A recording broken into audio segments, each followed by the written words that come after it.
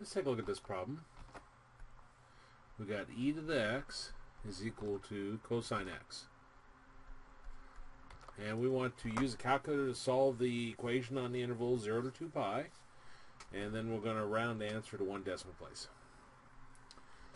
Okay, well, first thing, since we're doing it on the calculator, we have to get everything over one side. So I'll take cosine, move it to the left side. So we're going to have e to the x minus cosine x is equal to 0. We'll put the e to the x minus cosine x on y1, and we'll put 0 on y2.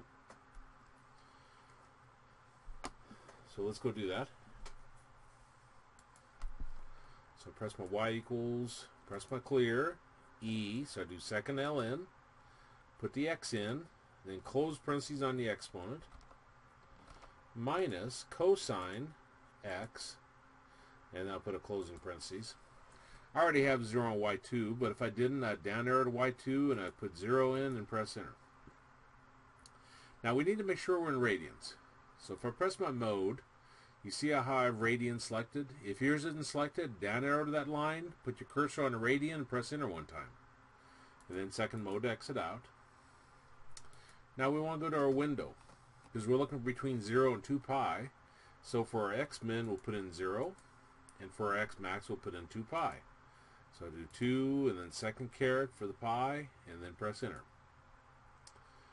Now I'm going to do a second trace, and I'm going to choose intersect.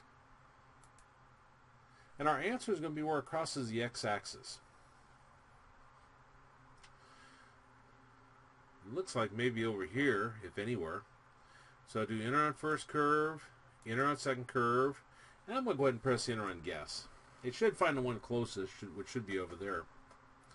And we end up with x is equal to 3.68686 e to the negative 13 power.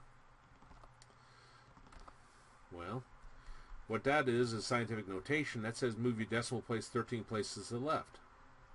So I'm going to have 1, 2, 3, 4, 5, 6, 7, 8, 9, 10, 11, 12, 3, 6, 8, 6.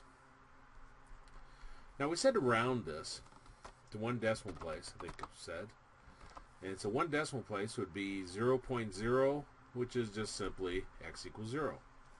Which makes sense when we plug it in. E to the 0, anything to the 0 power is 1. And then cosine of 0 is 1. 1 minus 1 would give us 0.